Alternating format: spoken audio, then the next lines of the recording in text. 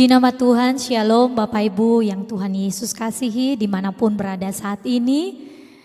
Selamat berjumpa kembali dalam kasih Tuhan. Mengucap syukur buat malam hari ini karena Tuhan begitu baik bagi setiap kita.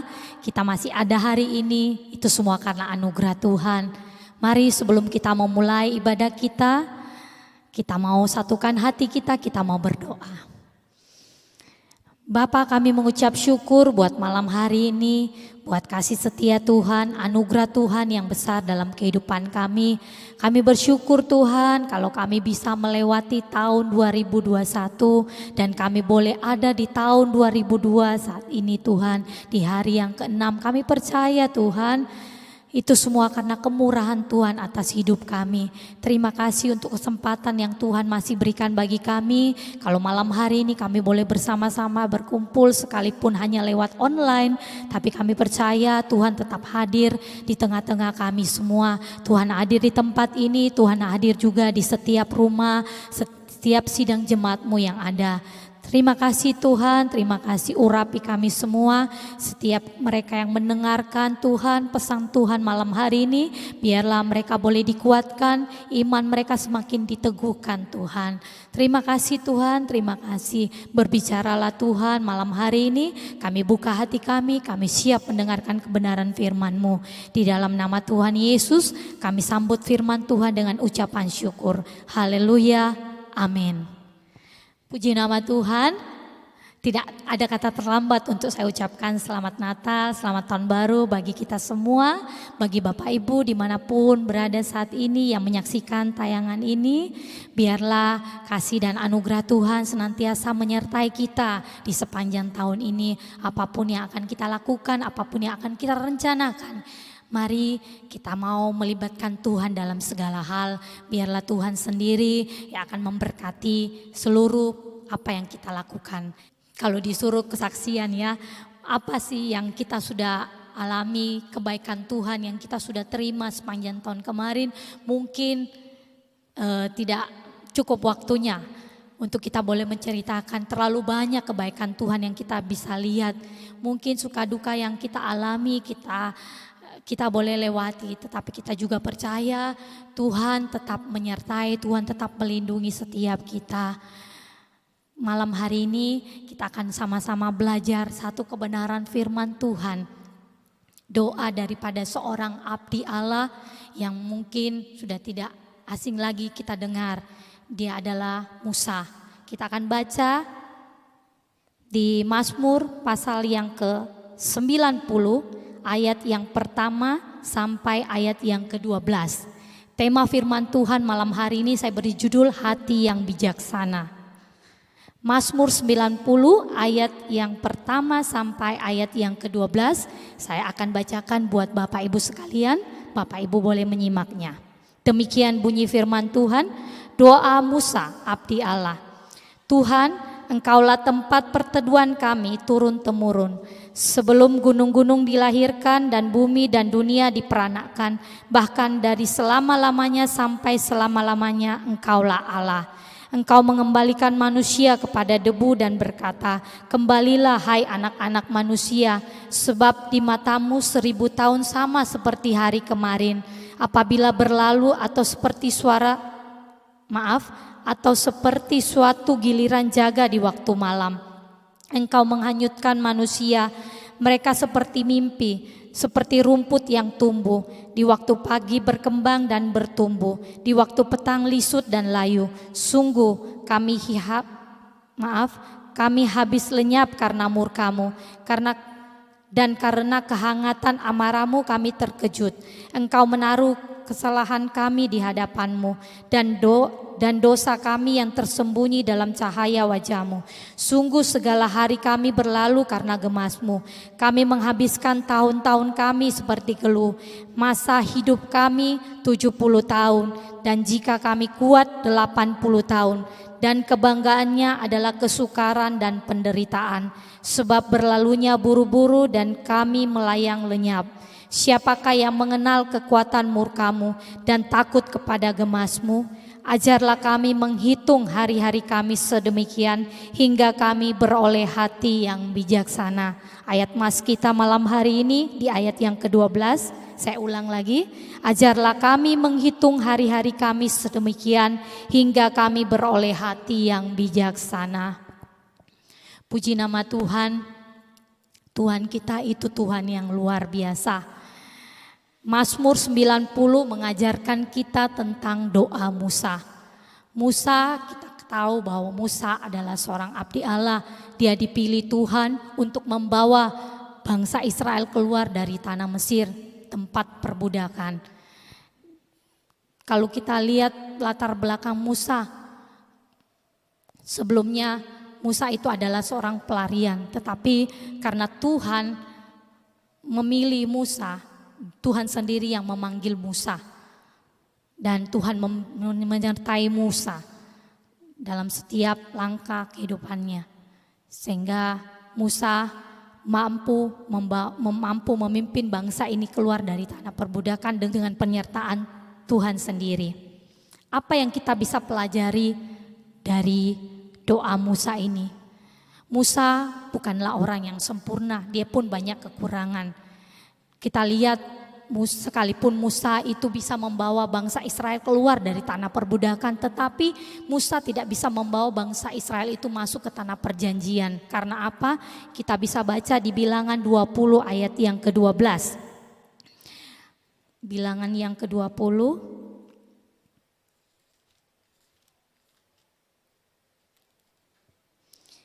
Bilangan 20 ayat yang ke-12, demikian bunyi firman Tuhan.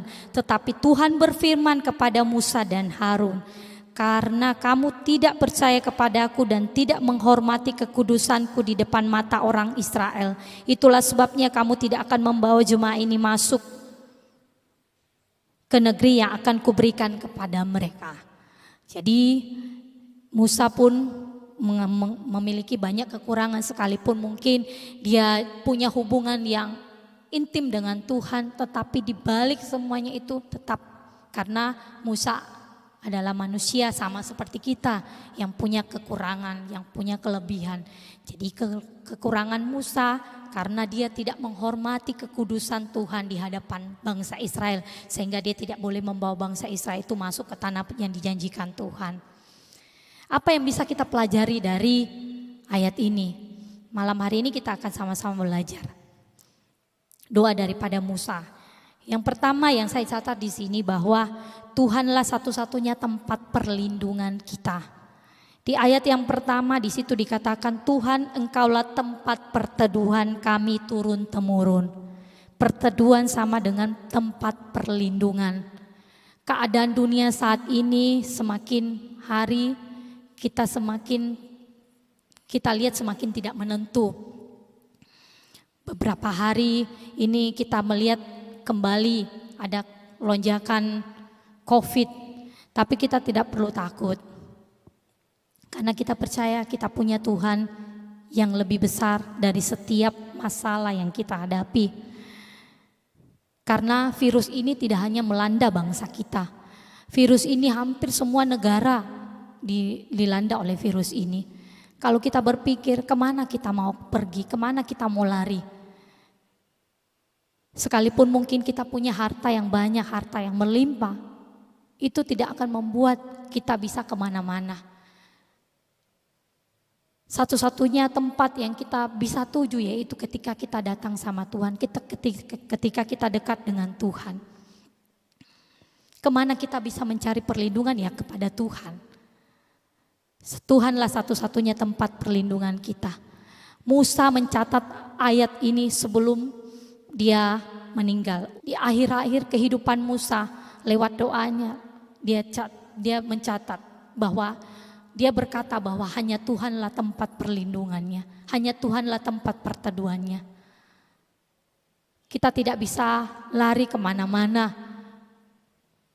Sekalipun mungkin kita mempunyai banyak harta, dengan kondisi saat ini hanya Tuhanlah tempat perlindungan kita. Hanya kepada Tuhanlah kita bisa menyandarkan seluruh kehidupan kita. Kita bisa membawa hidup kita hanya kepada Tuhan.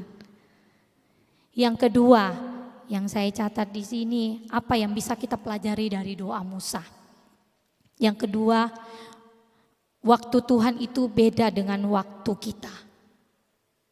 Sadar tidak sadar bahwa seringkali kita merasa bahwa waktu ini semakin cepat berlalu. Dan memang itu terjadi. Bayangkan kita sudah ada di hari yang ke-6 di tahun 2022. Bukankah ini masa percepatan yang terjadi dalam kehidupan kita sebagai umat Tuhan? Karena di ayat yang keempat di situ jelas dikatakan, sebab di mata Tuhan, di matamu 1000 tahun sama seperti hari kemarin apabila berlalu, atau seperti suatu giliran jaga di waktu malam. Jaga di waktu malam. Jadi Bapak Ibu yang Tuhan Yesus kasihi, pergunakanlah waktu kita itu sebaik mungkin untuk melakukan hal-hal yang baik. Waktu kita beribadah, mari kita pergunakan sebaik mungkin. Kita datang sungguh-sungguh kepada Tuhan, kita senangkan hati Tuhan. Jangan lagi kita bermain-main, atau jangan lagi kebiasaan-kebiasaan kita yang lalu kita bawa di tahun ini. Tetapi mari di awal tahun ini kita sama-sama berubah. Kita sama-sama memberikan waktu kita itu yang terbaik buat Tuhan. Kalau mungkin di tahun-tahun yang kemarin waktu kita banyak tersita dengan hal-hal yang hanya memuaskan keinginan daging kita, menyenangkan mata kita. Mari tahun ini kita mau senangkan hati Tuhan, kita mau lebih sungguh-sungguh lagi datang sama Tuhan. Kita mau memberikan hidup kita, waktu kita yang terbaik buat Tuhan.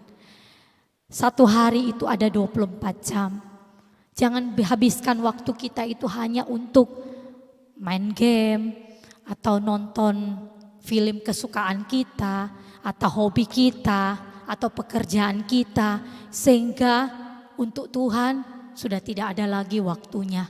Jangan, mari sama-sama kita belajar lewat kebenaran firman Tuhan malam hari ini. 1000 tahun bagi kita itu waktu yang cukup lama, tetapi 1000 tahun kata firman Tuhan itu sama satu hari di hadapan Tuhan. Sama hari kemarin kata firman Tuhan. Jadi jangan sia-siakan waktu kita, jangan sampai kita menyesal ketika lonceng kematian itu sudah berbunyi. Kita sudah tidak bisa berbuat apa-apa lagi. Kita hanya bisa menyesali. Jangan sampai itu waktu itu tiba. Tetapi mari selama Tuhan masih memberikan kita waktu, selama Tuhan masih memberikan kita kesempatan, mari kita pakai untuk menyenangkan hati Tuhan, sukakan hati Tuhan. Lewat kita bangun hubungan kita dengan Tuhan secara pribadi, lewat persekutuan kita mungkin setiap minggu dengan seluruh sidang jemaat, dengan hamba-hamba Tuhan yang ada. Mari kita datang sama Tuhan, kita bawa persembahan kita yang terbaik buat Tuhan di tahun ini. Seperti khotbah kemarin yang disampaikan oleh Bapak Gembala. Jangan sia-siakan waktu kita, jangan sia-siakan hidup kita untuk hal-hal yang hanya untuk keinginan kita semata. Harta kita bukanlah jaminan, kita tidak bisa menyogok Tuhan ketika kita datang di hadapan Tuhan. Kita berikan harta kita, kita tidak bisa melakukan hal seperti itu. Tuhan itu tidak bisa disogok dengan apapun juga. Segala sesuatu yang kita lakukan saat ini maupun sebelumnya itu akan kita pertanggungjawabkan di hadapan Tuhan nantinya. Jadi mari kalau mungkin kita sudah melakukan banyak hal-hal di tahun-tahun kemarin yang sudah menyakiti hati Tuhan, yang sudah mendukakan Roh Kudus, mari kita datang sama Tuhan, kita minta ampun di hadapan Tuhan. Kita minta Tuhan perbarui hatiku saat ini. Ketika sebelum memasuki tahun ini, saya pribadi berdoa sama Tuhan. Saya hanya minta sama Tuhan seperti ini, Tuhan, kasih saya hati yang baru untuk memasuki tahun ini, tahun yang baru. hati yang senantiasa menyenangkan hati Tuhan, hati yang senantiasa rindu dan haus untuk dekat dengan Tuhan. Biarlah itu yang menjadi kesukaan saya secara pribadi. Itu yang menjadi doa saya ketika masuk tahun 2022 ini. Saya minta sama Tuhan, saya tidak minta apapun, saya cuma minta Tuhan kasih saya hati yang baru.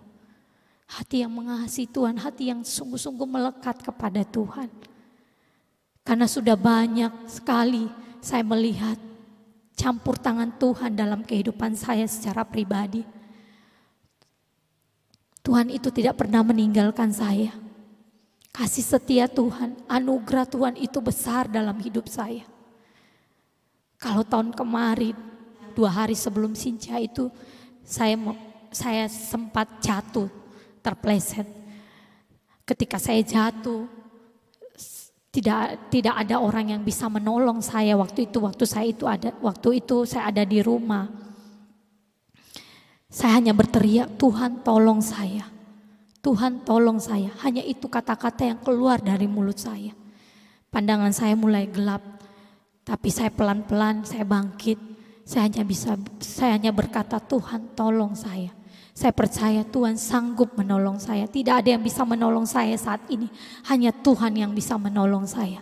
Dan terbukti Tuhan itu tetap menolong saya. Sampai hari ini saya melihat pertolongan Tuhan itu dalam hidup saya begitu luar biasa. Sekalipun saya jatuh, saya masih bisa berjalan sampai hari ini. Tidak ada mengalami tulang yang retak atau tulang yang patah. Di situ saya melihat Tuhan itu begitu mengasihi saya. Apa yang bisa saya balas untuk semua kebaikan Tuhan selain saya mempersembahkan hidup saya sepenuhnya kepada Tuhan. Makanya di tahun ini, ketika memasuki tahun ini, doa saya cuma satu, Tuhan kasih saya hati yang baru, hati yang mengasihi Tuhan, hati yang mencintai Tuhan, hati yang sungguh-sungguh melekat kepada Tuhan. Itu yang menjadi doa saya. Saya percaya Bapak Ibu yang Tuhan Yesus kasihi punya banyak doa, punya banyak rencana tahun ini. Mari kita boleh saja merencanakan segala sesuatunya, tapi ingat Tuhan yang menentukan segala sesuatunya. Bapak Ibu yang Tuhan Yesus kasihi, jangan pernah tinggalkan Tuhan. Apapun keadaanmu, apapun kondisimu saat ini, tetap jadikan Tuhan yang nomor 1 dalam hidupmu. Jangan geser Tuhan dengan hal-hal apapun, dengan harta, dengan kedudukan, dengan pengetahuan yang kau miliki. Jangan gantikan Tuhan. Bapak Gembala berkata, biarlah Tuhan menjadi prioritas kita yang pertama dalam hidup ini. Bukan yang lain, bukan harta kita. Itu yang harus kita pegang. Karena Tuhan, waktu Tuhan itu sudah semakin singkat. Kedatangan Tuhan itu sudah semakin singkat adanya. Kedatangan Tuhan yang kedua kalinya bukan lagi seperti bayi 2000 tahun yang lalu. Tetapi ketika Tuhan datang kedua kalinya, Tuhan datang sebagai raja di atas segala raja. Dia akan datang sebagai hakim yang adil. Dan dia akan mengadili setiap kita menurut perbuatan kita masing-masing. Jadi mari Bapak Ibu yang Tuhan Yesus kasihi, lakukan hal-hal yang baik selama engkau masih diberikan kesempatan oleh Tuhan.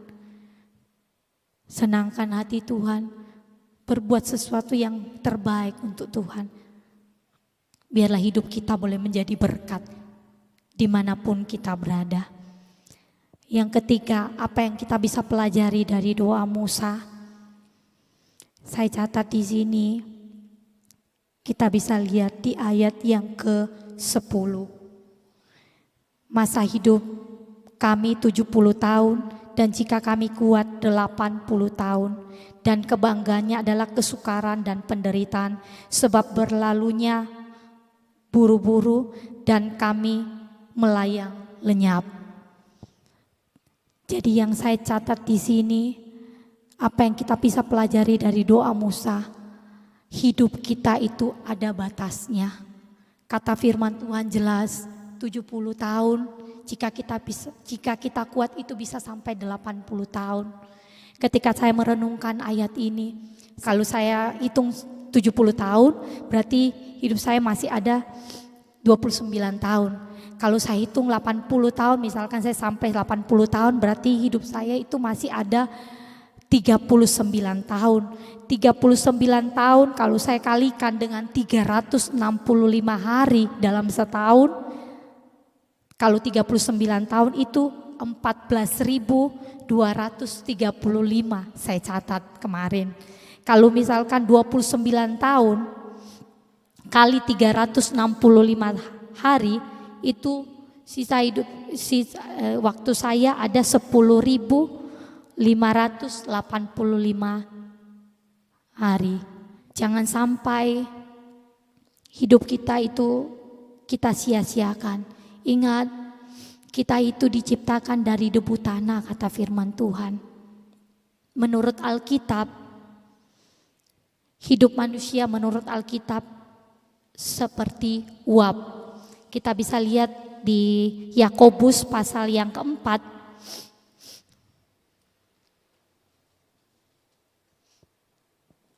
Yakobus pasal yang keempat ayat yang ke-14, demikian bunyi firman Tuhan. Sedang kamu tidak tahu apa yang akan terjadi besok. Apakah arti hidupmu? Hidupmu itu sama seperti uap yang sebentar saja kelihatan lalu lenyap. Itulah kehidupan manusia menurut Alkitab. Manusia itu seperti uap, sebentar kelihatan lalu lenyap. Jadi kalau kita sadar bahwa hidup kita itu hanya seperti uap, apa yang kita mau sombongkan dari hidup kita? Apa yang kita mau banggakan dari hidup kita? Kita diciptakan dari debu tanah.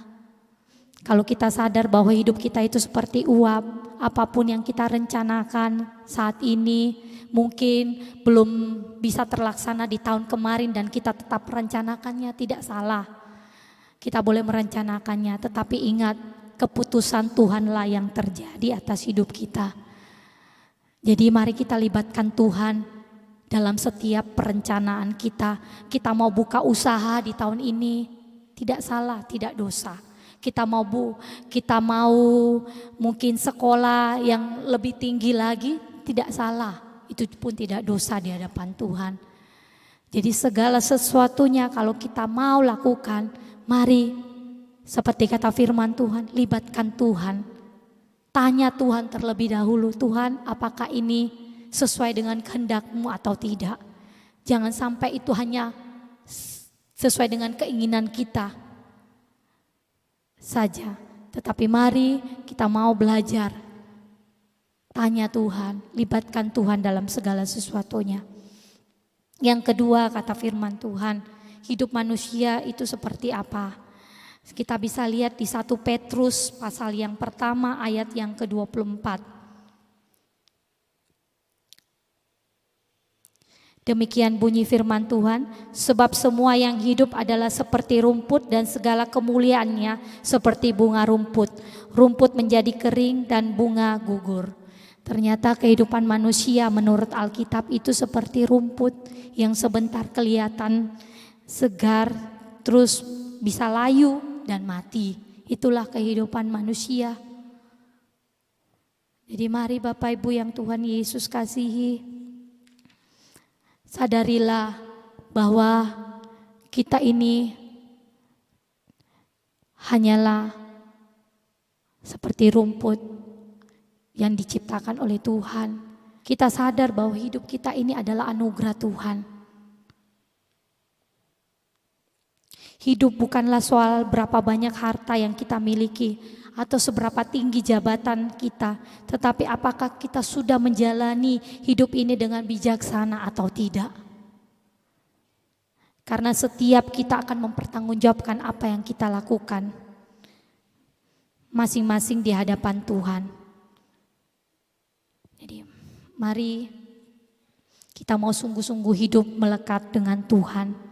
Pergunakan waktu kita sebaik mungkin untuk menyenangkan hati Tuhan. Ciri-ciri orang yang memiliki hati yang bijaksana. Saya catat di sini yang pertama, orang yang dapat memilih pilihan terbaik dalam hidupnya. Ciri yang pertama, orang yang dapat memilih pilihan terbaik dalam hidupnya. Bapak Ibu ingat cerita tentang Marta dan Maria?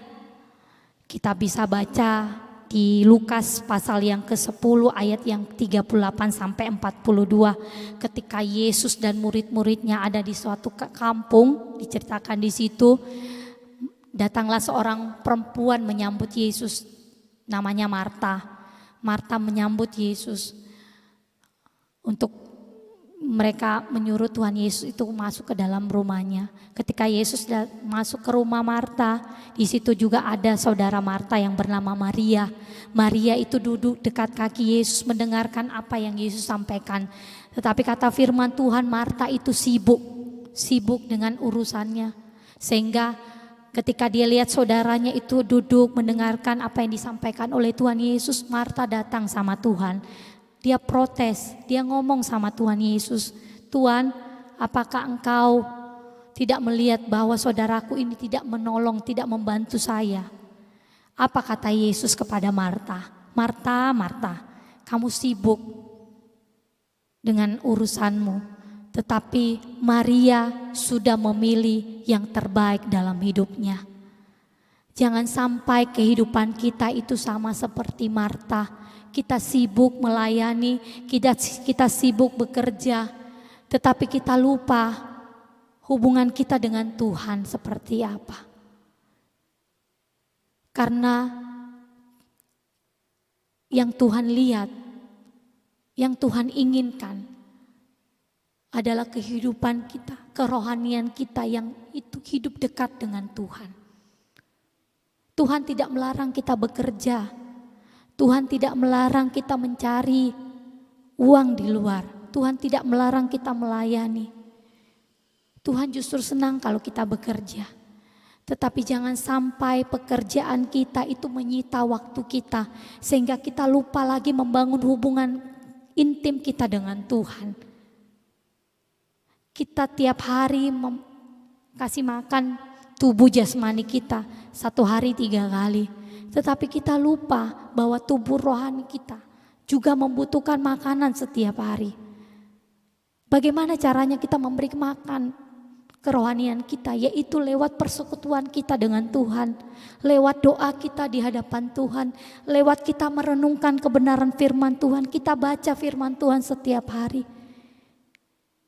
Itu yang Tuhan inginkan dan itu yang harus utama. Harus kita lakukan sebelum kita melakukan segala sesuatunya. Sebelum kita melakukan pekerjaan kita. Tidak salah kita mengumpulkan harta. Tapi kumpulkan harta yang bersifat kekal. Karena harta yang kita miliki sekarang itu hanya sementara. Kita tidak bisa bawa ketika kita datang menghadap Tuhan. Semuanya itu kita akan tinggalkan. Tetapi yang terutama dalam kehidupan kita harus lakukan. Kejarlah dan milikilah harta yang bersifat kekal, yang tidak bisa digantikan oleh apapun juga, yaitu persekutuan kita dengan Tuhan, keintiman kita dengan Tuhan. Yang kedua, kita boleh lihat contoh yaitu Sakeus. Bapak Ibu boleh baca di Lukas 19 ayat 10, ayat yang pertama sampai ayat yang ke-10. Di situ diceritakan Sakeus seorang pemungut cukai, tetapi dia punya kerinduan untuk berjumpa dengan Yesus. Lewat perjumpaan yang dialami Sakeus, dia mengalami suatu perubahan hidup. Betapa luar biasanya ketika kita berjumpa dengan Raja di atas segala raja, yaitu Tuhan kita Yesus Kristus. Hidup kita yang lama itu bisa diubahkan dalam sekejap. Sakeus saat itu juga bertobat dan dia menyerahkan hidupnya kepada Tuhan. Itulah yang Tuhan mau dari kehidupan kita sebagai anak-anak Tuhan. Ketika kita mengalami perjumpaan dengan Tuhan, apa sih yang Tuhan tidak bisa ubah dari hidup kita? Tuhan bisa mengubahnya. asalkan kita datang kepada Tuhan dengan kesungguhan hati. Jangan datang dengan Tuhan dengan bermain-main lagi. Pergunakan waktu kita sebaik mungkin, sungguh-sungguh datang sama Tuhan. Yang kedua, ciri-ciri orang yang memiliki hati yang bijaksana. Yang kedua saya catat di sini, orang yang tahu kepada siapa dia dapat menyandarkan hidupnya. Mazmur 37 ayat yang kelima berkata, kita bisa buka. Mazmur 37 ayat yang kelima, saya bacakan buat Bapak Ibu. Serahkanlah hidupmu kepada Tuhan dan percayalah kepadanya dan Ia akan bertindak. Hanya kepada Tuhan sajalah satu-satunya yang kita bisa sandarkan kehidupan kita, yang bisa kita andalkan dalam kehidupan ini. Serahkan hidup kita sepenuhnya kepada Tuhan dan percayalah, jangan ada keraguan, jangan ada kebimbangan lagi. Kalau kita belajar renungkan firman ini, serahkan, kata firman Tuhan, serahkanlah hidupmu kepada Tuhan. Tuhan, firman Tuhan tidak catat separuh, tapi serahkan sepenuhnya, kata firman Tuhan. Jadi Tuhan mau dalam kehidupan ini kita belajar berserah sepenuhnya hanya kepada Tuhan. Kita sandarkan seluruh kehidupan kita kepada Tuhan. Kita andalkan Tuhan dalam kehidupan kita.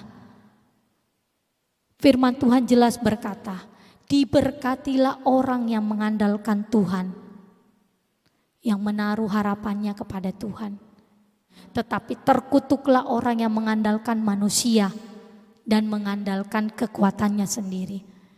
Jadi jelas Tuhan ingin dalam seluruh aspek hidup kita ini, hanya Tuhanlah satu-satunya andalan kita. Hanya Tuhanlah yang menjadi penopang dalam kehidupan kita. Bukan manusia, bukan kepintaran kita, bukan kekuatan kita. Tuhan mau Dia satu-satunya sebagai sandaran hidup kita. Jadi Bapak Ibu yang Tuhan Yesus kasihi, jadikan Tuhan sebagai satu-satunya andalan dalam hidup kita. Kenapa kita tidak boleh berharap kepada manusia?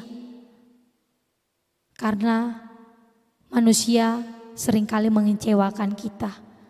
Tetapi Tuhan, Dialah penolong kita satu-satunya. Dalam keadaan apapun kita mau sakit, kita mau senang, kita susah, Dia tetap ada buat kita. Bukan berarti kita ikut Tuhan, kita tidak mengalami yang namanya penderitaan dalam hidup ini. Tuhan tidak pernah berkata seperti itu. Kita ikut Tuhan, kita harus pikul salib, sangkal diri, kata firman Tuhan. Jadi jelas kita mengalami mungkin penderitaan, mungkin kita akan melewati lembah kekelaman dalam hidup ini. Tetapi percayalah, ketika Tuhan ada di situ, kita bisa melewati semuanya itu. Kita akan kuat melewati semuanya itu, dan kita akan keluar sebagai seorang pemenang.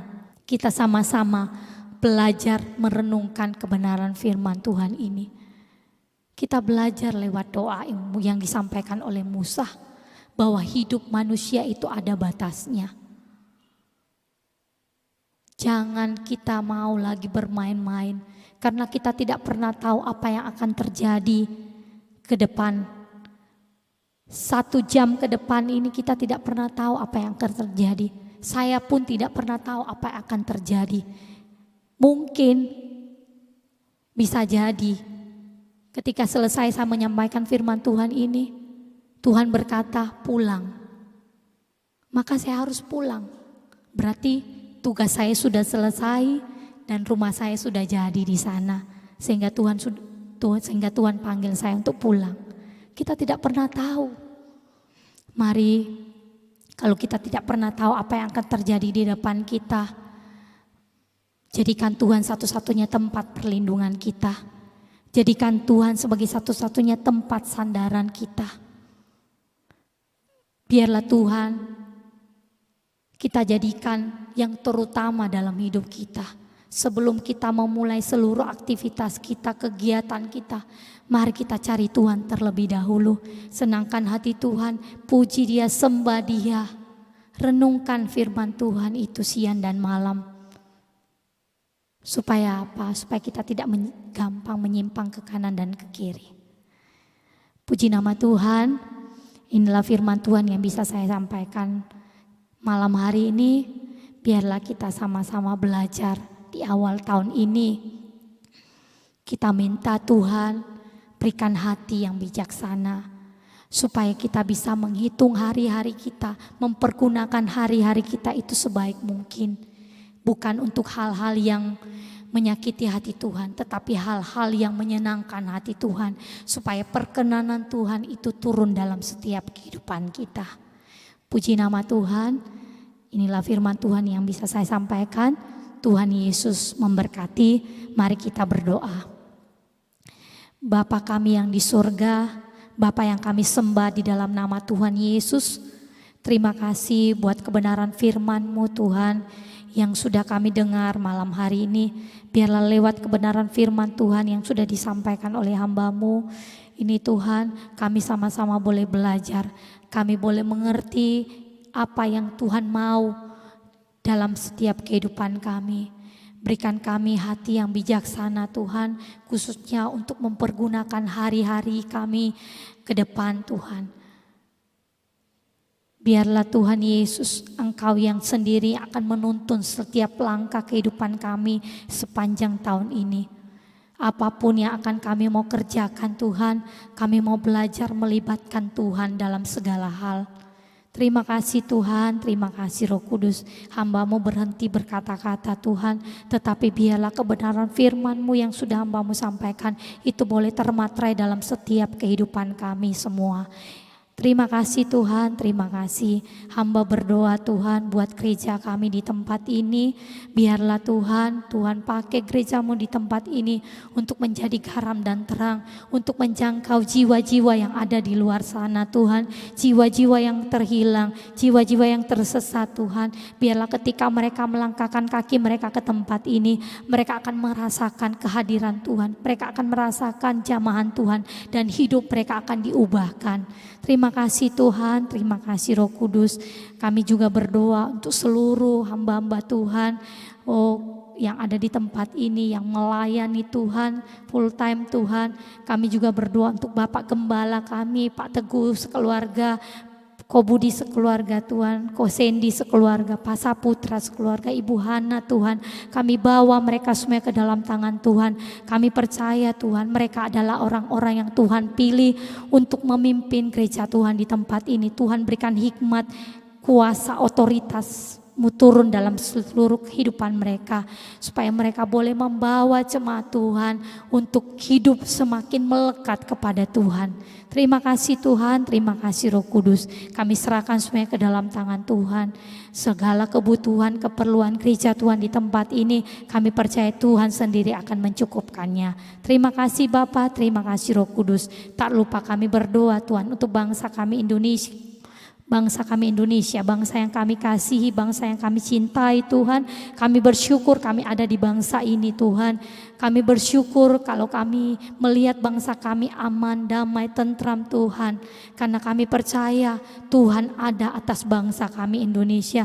Berkati para pemimpin bangsa kami, mulai dari Bapak Presiden kami Jokowi, wakilnya, seluruh jajaran yang ada Tuhan. Kami serahkan mereka ke dalam tangan Tuhan. Biarlah Tuhan juga yang akan terus memberikan mereka kekuatan, hikmat yang daripada Engkau tercurah bagi para pemimpin bangsa kami, sehingga mereka mampu mengatasi setiap permasalahan yang terjadi atas bangsa kami. Terima kasih Tuhan, terima kasih setiap orang-orang yang dilanda Tuhan bencana alam, musibah apapun itu Tuhan, kami serahkan mereka ke dalam tangan Tuhan. Mereka yang ada di tempat-tempat pengungsian, mereka yang membutuhkan makan, minum, obat-obatan Tuhan, pakaian, tempat tinggal Tuhan, Engkau berkati mereka, Engkau Engkau cukupkan segala kebutuhan keperluan mereka. Terima kasih Bapak, biarlah penghiburan sukacita Tuhan mengalir memenuhi mereka semua. Terima kasih Tuhan, terima kasih Roh Kudus. Kami mengucap syukur buat malam hari ini. Inilah doa sembahyang kami Tuhan, kami peralaskan hanya di dalam nama Tuhan Yesus, nama yang ajaib, nama yang berkuasa, yaitu nama Tuhan Yesus. Haleluya, amin. Tuhan Yesus memberkati. Shalom.